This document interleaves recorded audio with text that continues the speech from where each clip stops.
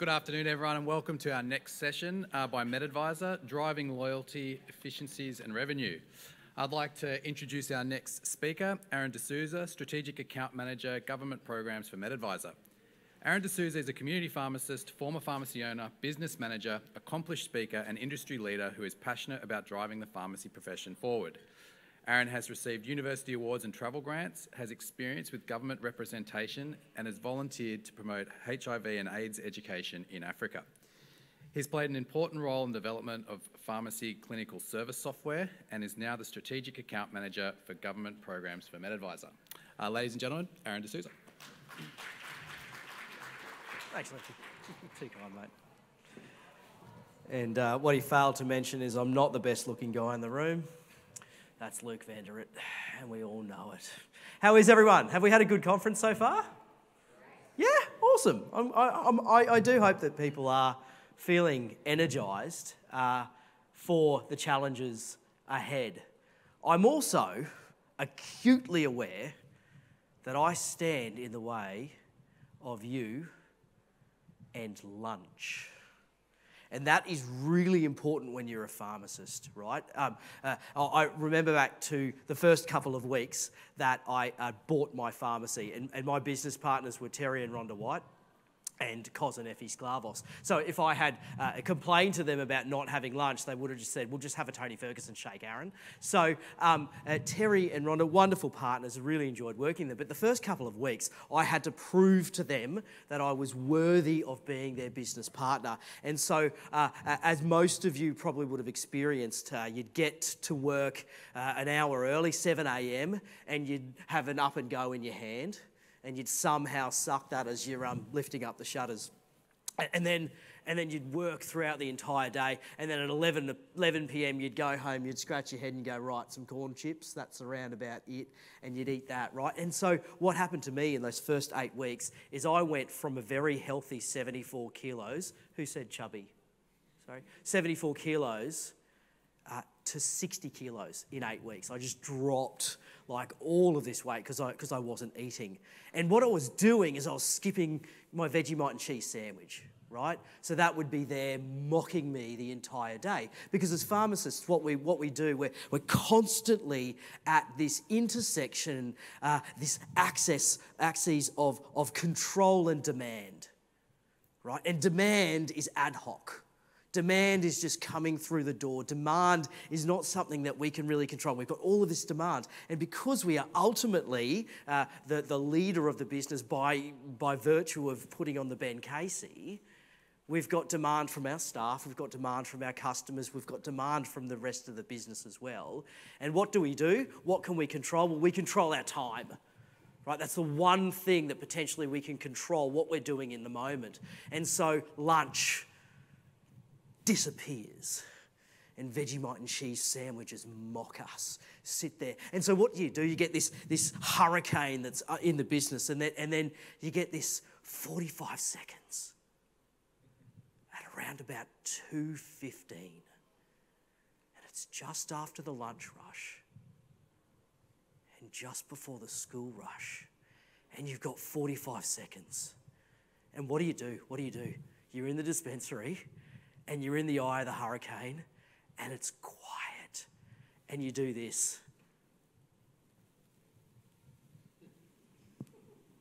And you go into the cocoon behind the dispensary bench, and you sit on R2-D2, like we had R2-D2, the little round footstool, right? And you'd sit on R2-D2.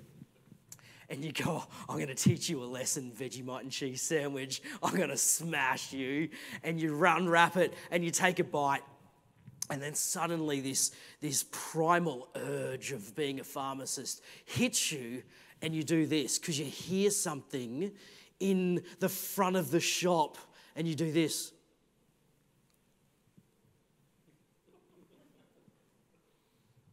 And it's no one. And then you sink down again and you go, oh my God, I got 40 seconds left to eat this sandwich. But that's the truth about being a pharmacist, right? And why?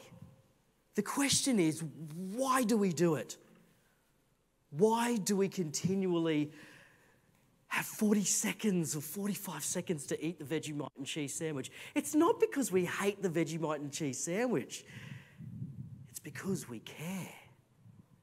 We care so deeply about our patients, about our staff.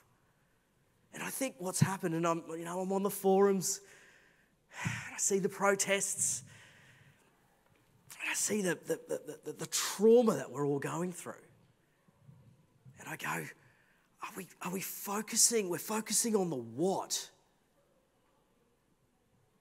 But are we really reminding ourselves of the why? Why are we doing this? Why are we there? And it's because we care about our patients. We just care about them so much because we want healthy communities. We want that because healthy communities are great to live in. And we're local people. We live locally. We want that harmony in our local community. We want our parents, our children to have that, to grow up in that. And let's not ever forget the why. And that's part of the reason why I love what I do at MedAdvisor Solutions. So we're now called MedAdvisor Solutions. This is the first conference that we've actually unveiled that name. It's not just about an app anymore. It's a full range of solutions for pharmacy. And I'm so proud to be part of this company. And you know me, I'm from Guildcare, right? You would have thought, oh, Aaron, that's two positively charged ions. No, I'm loving this opportunity because MedAdvisor Solutions aligns with my fundamental beliefs about what we do as pharmacy and what value we bring as pharmacists to local communities. We have a why which aligns with that, a care for carers. And I'm so proud to be that, and I'm so proud to have that why. And I really challenge everyone in the industry to take a moment whilst you're eating your Vegemite and cheese sandwich and you're smashing your ice break to consider the why and remind yourself about the why, your why. And I truly believe it's about care of the community.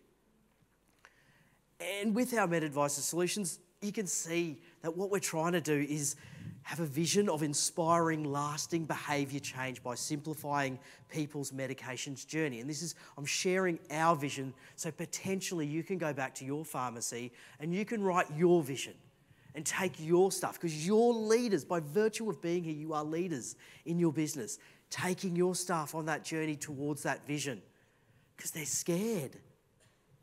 They're fearful. And the role of a leader in this complex situation is to give hope. Is to give them hope and to help them feel that there is a positive future for them in their business, in their own personal lives, in your business. So to inspire lasting behaviour change by simplifying people's medication journey, and our mission really comes down to you, the pharmacy owner, the pharmacist at the front line caring for patients. We empower the pharmacy of the future to help people manage their healthcare one prescription at a time, one prescription of 30 capsules at a time. Did I say that right? Yeah. That's what we do. That's our why. People buy your why. We're so focused on the what. I haven't even said what we do, right? People buy your why. It's a Simon Sinek thing. People buy your why. Look it up when you get home, when you have that moment. If you want to be inspired about it, 2009 Simon Sinek TED Talk. People buy your why. Find your why, live your why. We'll get through 60 Day. There is so much opportunity out there. Our industry, above all other industries in the healthcare sector, has got the greatest opportunity going forward. So this is a blip, as Trent said. This is genuinely a blip. But start with your why. Now's a great time. You know, springtime and renewal, as Trent was talking about yesterday. But hope matters. And the intergenerational report gives hope. Make hope living in your pharmacy by finding your why. So Aaron, great, we've got why. I've got my why. What's the next bit? The next circle of that onion, or layer of that onion, is how. So how can we do that? How can we make this a reality? Okay, let's have a look at that. Whenever we're talking how, because how is a strategy word. right? Strategy is about the how to make this happen. We always start with a SWOT analysis. Okay, so I know that in the room we've got experienced business owners, we've got those getting into business, or the business of pharmacy, and those potentially who are at university or otherwise. So let's go on the journey together, okay, as a collective. We talk about a SWOT analysis, and when we're looking at a SWOT analysis, of course, we've got our opportunities and threats, the OT, and they're an external focus. And on the screen, you can see that there are some major threats and weaknesses, and there's going to be some more for your local business and your local area, but industry-wise, there are some suggested threats and opportunities on the screen. We'll talk about them in just one moment. And where I've seen a lot of people fail on their SWOT analysis is they start making subjective points around their strengths and weaknesses. And I disagree with that approach. I think it's more important to see strengths and weaknesses across specific characteristics of your business being either a strength or a weakness. And I'm going to give you some examples. So, this is a list of general strengths and weaknesses within a business. So you can start the process of saying, my company reputation or my business reputation, is it a major strength or is it a major weakness? And this is where you might sit with your leadership team, with your business partners, and have a genuine discussion about the business, an honest discussion, what I call a red wine discussion, where you drop the things that are holding you back from really seeing the truth, and you have a warts and all discussion about the business, because it's through that conflict that you find the truth about the business, and then you can work on the things that matter. So there are many things, and what I see a lot of pharmacies do is they go, oh my God, we've got all these weaknesses, we have to work on them all at the same time. You don't. You actually don't even have to develop them internally at the same time. Because what you can do is you can outsource it. There are certain strengths here, or certain characteristics. If you want to strengthen that, you can outsource it. And Trent spoke about that yesterday. He mentioned banner groups, franchisee, right? So if you're a pharmacy on the Gold Coast, you might say, one of my strengths is pricing effectiveness. And that's a really important thing for our business in our area.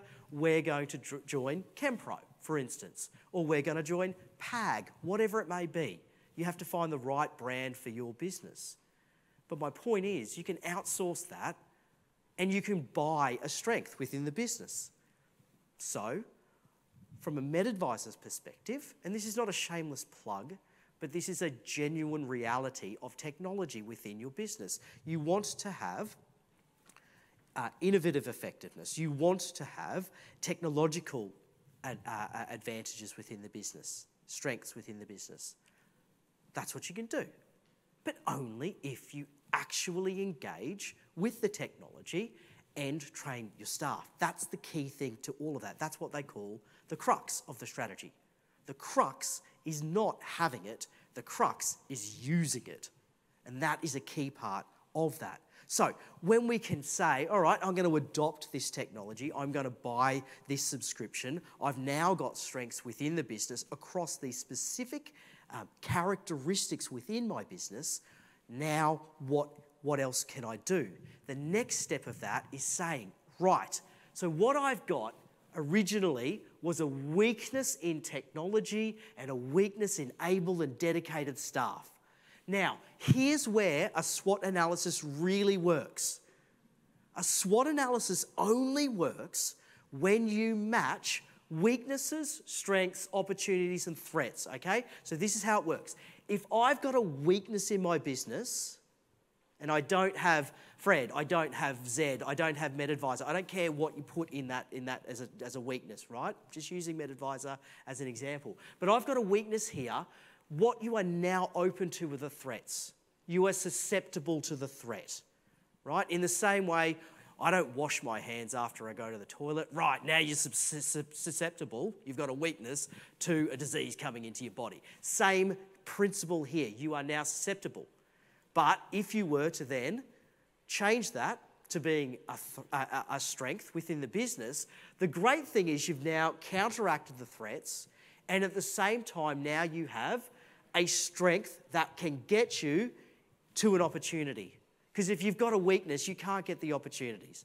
And that is really how a SWOT analysis will work within your business if you do it in a way which is very measured. So that is called the TOWS approach. So SWOT, TOWS, is about saying, right, I'm now going to flip it to get the opportunity, I need the strength. Simple, and I'm sorry if I've laboured the point, but now you've got that opportunity to get now you've got the strengths to get these opportunities. And that's when we start to fight against the effects of 60-day dispensing.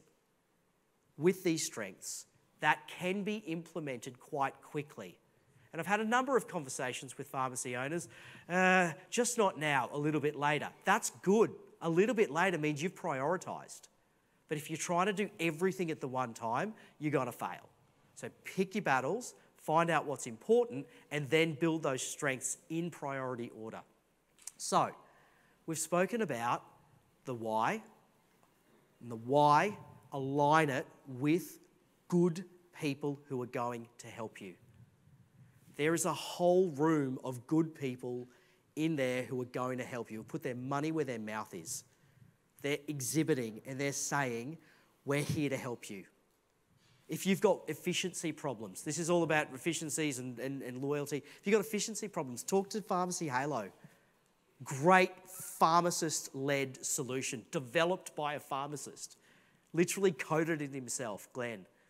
Go and have a chat with them and learn about that and go, actually, that is going to save me so much time. And when I have time, I can talk more with my customers, engage with my customers. Efficiencies lead to effectiveness. Effectiveness is about doing the right work. Efficiencies is doing work right, on the way to expansion. And that's where we're going through with full scope. So those three concepts matter, and powerful partnerships get us there. So what is it, from a MedAdvisor perspective, that we could do? And I put there on the board, I spoke about 9 million Australians taking a prescription medicine every day. 9 million Australians. That is nothing to sneeze at. That is massive opportunity for our sector to tap into. But when it comes down to it, the question is, are they taking their medicine? 30 to 50% of patients do not take their medicine as prescribed. That hits me in my heart, and I go, I can help those people because my purpose on earth is to help those people. That's all of our purposes on earth, is to help those people take their medicines, because that is the why. That is the why of what we're doing this. Forgetfulness, complex, we've got the curse of knowledge. It's easy for us to do it, but it's not easy for them. So, what is the impact if we help them? So we did some studies into this. We've got the data, and the cool thing about it, and this is exciting, when a patient wasn't on the MedAdvisor app, they were potentially taking their medicines to about 80% of the time. Does everyone remember Meds Index from 2007? Yeah, an Excel spreadsheet on my computer. But Meds Index started this journey, right, of us understanding if I've got a patient and they've got 30 tablets and they take 45 days to take those 30 tablets, their Meds Index drops. Nice and simple. It's not 100%. In this case, 80% of the time. So they're missing doses. If they're missing doses, they're only coming back every 40 days, every 45 days. Guess what? 60-day dispensing was already kind of upon us. It was never 30-day dispensing, right? So we've already been dealing with this situation. But when they were put onto the MedAdvisor app, guess what? It went up 6%. 6%. And that is $47,000 into the bank account in terms of gross profit of an average of a median pharmacy, 130 scripts a day. You do use calculations about what it would mean to your pharmacy. Very, very quick calculation on that one. And you can see putting patients onto a MedAdvisor app drives revenue, but it also drives efficiency. I was talking to a well-known New South Wales pharmacist today. Every single patient who has got a script on file in their pharmacy is being moved to the MedAdvisor app right now. He's trained all of his staff, and he speaks about Sharon, a 50-year-old pharmacy assistant who hated technology and is now the champion of that program in their pharmacy. This can be done by anyone, placing patients on the app. But the cool thing about it, he said, mate, a week after we started doing this, we now walk into the pharmacy and there are 10 scripts already waiting for us to be dispensed. In the morning, I don't have to do that during hours. I don't have to wait for the patient to come in. I don't have to wait for that damn phone call, which holds up my dispensary staff to, oh, darling, do I have an aspirin script there? Oh, I'd like to get that one dispensed, and then I'd like, please, the Lipitor one, you know, the big one with the... Don't have to do that anymore. They can order it and it comes into the pharmacy and you get the order beforehand. So to the point, and this genuinely happened in my pharmacy too when it was SMS. This is before the apps, but when it was an SMS, we actually put pharmacists on from 7:30 to 8 o'clock to get the day started, to have all of those scripts done, to have the workflow in momentum so we weren't going from a standing start. And that made a massive difference to our workflow through the entire day. It has a halo effect, again, that word, a halo effect across the entire pharmacy. So there's the revenue bit, the loyalty bit as well, and the efficiency bit all put together in one case study. And there's the data which says that this works. So, loyalty. I need some volunteers. Who would like? You would like to volunteer. Simon, yep. How are you? Where are you from, Simon? South Australia. Lovely. Go the Crows, hey? Is that right? Not Port Adelaide, because I'm from Brisbane. My boss is from South Australia. He's in the room, and he goes for the Crows. And I'm going to have to get him a second prize for not winning the premiership when the Lions lift it. Right, Simon from South Australia, cool. And I've got Alexander, is it? Yes. Nice, from Oden Pharmacy, yep. Congratulations on your success over the last few years. You guys are absolutely kicking it, and you're a wonderful example of how pharmacy can work. Congratulations for everything that you've done. Someone up the back, actually my friend right there, with the red tag. What was your name? Jude? Okay, good. Where are you from? Brunswick Heads. Where's that? Is that north? Yeah, it is northern New South Wales, isn't it? Yeah, awesome. Near Byron. There we go. Leah's from Byron. She's from MedAdvisor as well. Jude, wonderful to have you here, mate. It's great. And I'll get someone from the back there, lady with the glasses on her head, with the cool shirt. Hello. How are you? I'm well. Where are you from? Newcastle. From Newcastle. Lovely. Which pharmacy are you from? And what was your name? Margaret? Medowie Pharmacy. Lovely. I've got Margaret there from Medowie. And I'll also pick my friend up the back with the denim jacket on. Yeah, you. The one looking at everyone else because you don't want to be picked. Yeah. What was your name? Tira. Lovely to meet you, Tira. And where are you from? A Life Pharmacy Group from Cairns. Wonderful. We work for the Toomies. Yeah, lovely. Great spot, Cairns. Go Queenslanders. I'm not biased in here. Right, so we've got a question on the board, and there is a super duper prize. And I mean, this is something we actually got Wayne to agree to, and it's a fair bit of a spend. And I have to sometimes fly Jetstar as well, so that goes to show what we have to do at MedAdvisor to save our shareholders money. So loyalty impact in 2023. Here's the question to my 5 contestants here on The Price is Right. In 2023, the median pharmacy in Australia retains only X% of their scripts.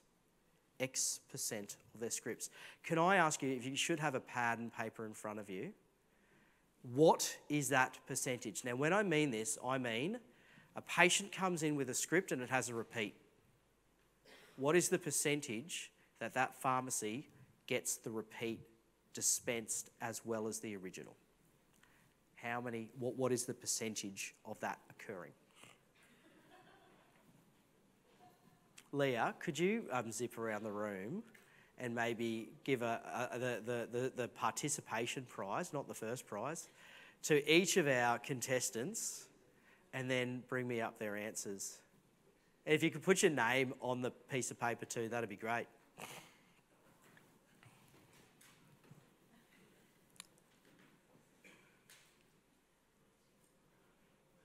Oh.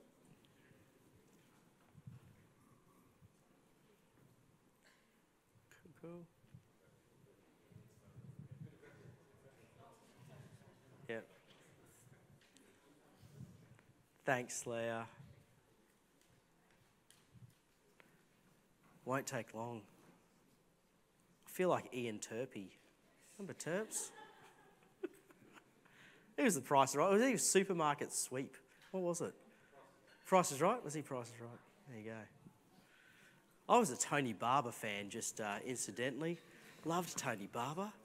Mate, he never wrote back to my letters, though. It was very strange. I was the only 8-year-old in the country that wrote letters of support to Tony Barber, because I love that show.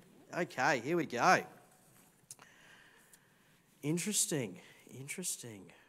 Margaret. Ooh, okay. We got Jude. We got 63. Ooh, got Alex.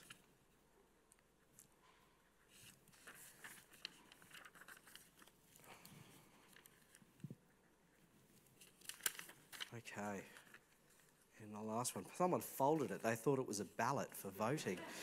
Okay, Tira, 35. Wow. This is really amazing. Okay, here we go. So this is in descending order, right? And I'm sure everyone else has got an answer here in their own head. Okay, so here we go.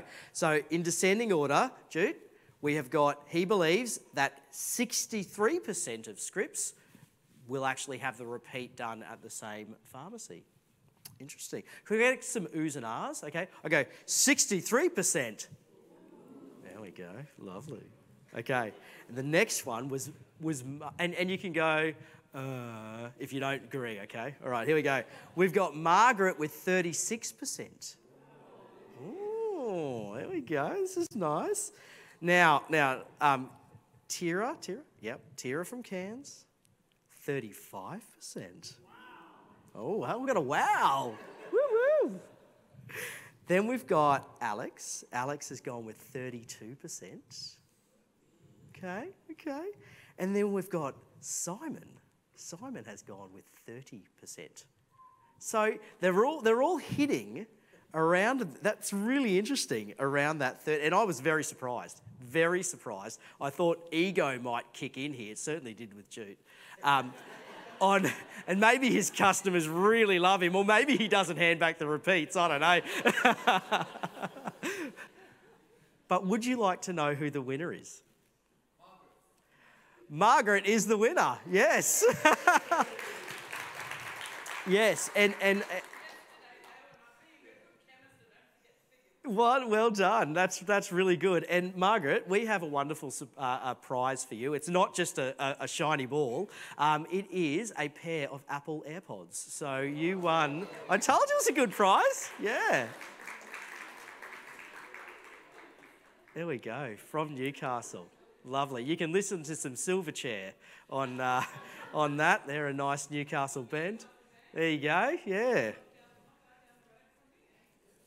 There you go, wonderful. Hopefully they bring their scripts in and keep their scripts with you as well. But isn't it fascinating? Only 36% of prescriptions are retained. And I'd like to thank the team at Nostradata and their product EchoRx in the analysis of that. It was fascinating to look at how that worked. Across the pandemic, we actually saw that increase. But after the pandemic has broken, thanks to pharmacy, by the way, That has now come down, and it's sitting now currently at that 36% mark, which is fascinating. So congratulations to Margaret, but it does show this screams opportunity. Every pharmacy, every patient, whether they've got a script or whether they don't have whether they have a repeat or not, should be offered the app, because that means we're caring for them. And I'll give you one more point of data. At the same time of the year last year, 10% of prescriptions were electronic prescriptions. It is 17% at the same time this year. That is a growing trend that will keep escalating. I'm not sure whether that is accelerating, but it is escalating. Meaning your patients have more choice now to send that script to any pharmacy locally. So it'll be interesting to see how this loyalty factor works. One way that you can deal with this, and I call it an opportunity, it was on the board as an opportunity, is to have technological strength. That is what the app can do. That is what the MedAdvisor app can do, because it automatically allows that patient to click on the token, ingest it into the app, and send it to your pharmacy. Okay? So that is the opportunity there on electronic prescribing. We still do not have a proper framework defined by the ADHA on how the ASL will work within an app. Okay? So the self-registration of ASL in the app has not been properly defined, but we will continue to work to make sure that that comes up in the app when they're ready for us to go to conformance on that. So that is another factor that is worthwhile looking at. So in terms of what we've got, there's the patient app, we've spoken about it, and if the patients don't like the app, they can still have a good old-fashioned SMS. That is there, available right now. You can use that, start using that Monday, right? Or if you're really keen, like Jude, tomorrow. He's going to go into work tomorrow, he told me. Right, then we've got the +1 software. That is your pharmacy-facing software. And you can do operational activities on that software. You can do professional services. And we've got 22 professional services that potentially can have a charge associated with it by your pharmacy. Go and look at that list. That is value. You have already got the opportunity there technologically to deliver services, to record services, to provide service summaries, which is valuable to patients. There's nothing wrong with charging for that. Find what people are going to charge, pick your services. It's all there for you. CPA programs integrated with PPA. And of course, then you've got health programs. And I want to just give you an example of where you can make immediate money that patients don't have to pay for anything. And this is where I'm so passionate about it, and you are delivering on your why. Let's have a look at this. And this is another little interactive one, but there's no AirPods into it. Maybe Margaret will give you the left AirPod of her prize if you get this right. Put your hand up if you have dispensed or helped a patient with one of these devices or medications or therapies. Right. Most people have got their hand up here. There you go. There's money sitting on the table. It's there for you. It's there. We can do it straight away. You've got these opportunities right now. Freestyle Liberate. I don't know how many patients who have bought their Freestyle at Chemist Warehouse because it was $3 cheaper have come into me to say, how do I use this? They never taught me how to use it. And I just felt like smacking my head or throwing my Vegemite and cheese sandwich at them. But I helped them. You got $30 per training. $30 right there to doing what you do anyway. Wow. Screams opportunity. Screams revenue. Let's forget about 60-day dispensing and get on with it. There's your opportunities right there. Now, that's the MedAdvisor ecosystem of what you're having from day one, off the start. You get all of that as part of it. We can do in-app payments as well for those patients who want that convenience of it as well. And the final part of this is that we don't just say and throw opportunities at you. We don't just throw software at you. That's not what we're about, because it doesn't work. Just adopting stuff without taking your staff on the journey, it's doomed to failure. I've just finished my MBA in digital transformation, and the number one thing, I spent $30,000 or $40,000 in MBA, and the number one message was, it's a socio-technical game. It's about people. It's not just about technology. It's not just about software. It's about people. And what's our greatest strength as pharmacists? People. We're so good with people. Take them on the journey. That's what we do. We train your staff for you. Go and have a cup of coffee. Send them off to Josh Dorr, our wonderful training manager, full-time training manager that we put on and pay for so you don't have to do the work. We do it for you. Josh is so lovely. I'm in love with this guy. He's so helpful. He's so funny. He's so engaging. He takes away all of the mystery around doing this, and staff walk away with a sense of competence and confidence. And that's what we want from our staff. We want to show them that we care as leaders in the business, and this is how we do it. So there are live webinars on request scripts, on health services, getting started, signing people up to the app, recording services. It's all there. We are a powerful partner because we do all of this rather than just throw software at you and your staff, and the staff go, I don't want to do this. This is just all too hard for me. Right? And as we move into full scope, that relationship, that intimacy is essential. And we're working hard on full scope, as you would have seen in a slide yesterday, which shouldn't have been up, but there was that information that we will be supporting it.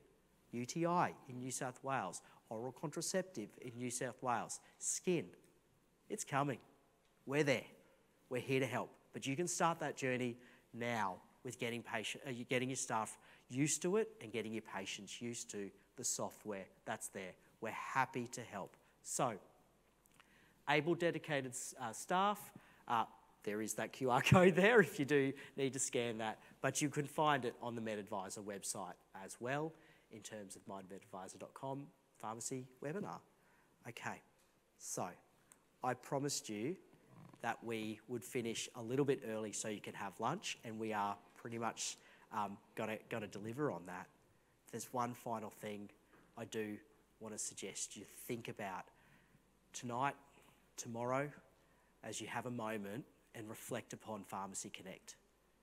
There's a lot of toxic talk out there, and you have the choice of listening to it, buying into it, and effectively being harmed by it. Or you can choose a positive path of hope. But that positive path of hope won't result in any changes to the business unless you know why. And this is a question you have to ask yourself every day. Why am I here? And remind yourself, I'm here for my patients. I'm here to care. Because communities matter. And their safety matters. Why are you here? And second to that then, talk to your staff about their why.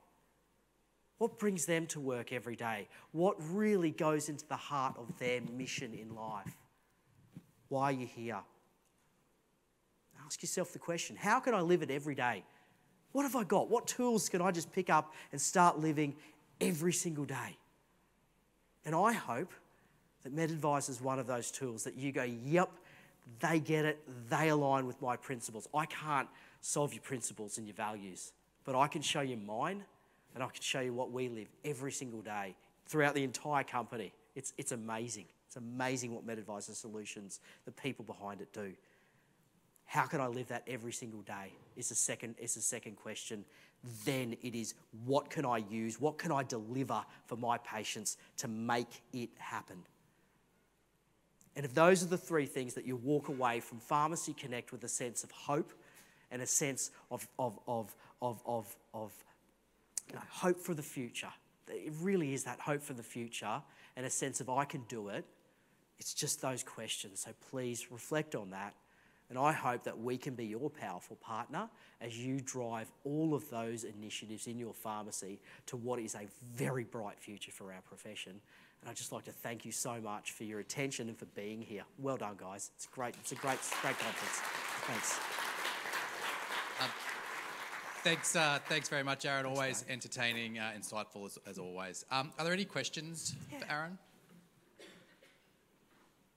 No? Well, ladies and gentlemen, that brings us to lunch. Aaron's already spoken of the importance of lunch, but I'm sure our good sponsors from Painaway have something a little bit more tasty than a Vegemite and cheese sandwich. There is nothing more tasty than a Vegemite and cheese sandwich at 2:15, buddy. Sorry.